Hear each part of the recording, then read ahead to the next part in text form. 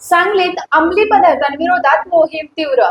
पालकमंत्री चंद्रकांत पाटील स्वतः उतरणार रस्त्यावर. सांगलीतील पत्रकार परिषद घेऊन पालकमंत्री चंद्रकांत पाटील यांनी अंमली पदार्थांविरोधात म्हणजेच ड्रग्ज विरोधात राबविण्यात येणाऱ्या कडक कारवाईची सविस्तर माहिती दिली. सांगलीत अंमली पदार्थांविरोधात मोहिमेची मुख्यमंत्री देवेंद्र फडणवीस यांनी विधानमंडळात दखल घेतल्याचे सांगत चंद्रकांत दादा यांनी यापुढे स्वतः रस्त्यावर उतरून या मोहिमेचे नेतृत्व करणार असल्याचे सांगितले आहे. पावसाळी अधिवेशन संपल्यानंतर 10 तारखेला जिल्हाभरात अंमली पदार्थांविरोधात प्रबोधन पदयात्रा काढण्याची घोषणा यावेळी करण्यात आली.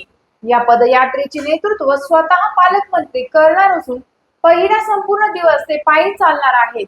शाळा, महाविद्यालय तसंच त्यांच्या परिसरातील पानटपऱ्यांची थेट विचारपूस करून तेथे काय विकले जाते याची तपासणी केली जाणार आहे. त्यानंतर हे अभियान टप्प्याटप्प्याने संपूर्ण जिल्ह्यात नेमण्यात येणार असून त्याचे वेळापत्रक तयार करण्यात आले आहे. मुख्यमंत्र्यांनी सभागृहात आम्ही हे बिलकुल सहन करणार नाही असे स्पष्ट केले असून केंद्रीय गृहमंत्री अमित शहा यांनीही राष्ट्रीय स्तरावर अंमली पदार्थांविरोधात कठोर भूमिका जाहीर केली आहे. मोठमोठे साठे जप्त होत असल्याने प्रशासन आता अधिक आक्रमक झाल्याचे पालकमंत्र्यांनी अधोरेखित केले आहे. टाइम्स ऑफ महाराष्ट्रासाठी सांगली प्रतिनिधी वाहिद मुल्ला यांचा रिपोर्ट.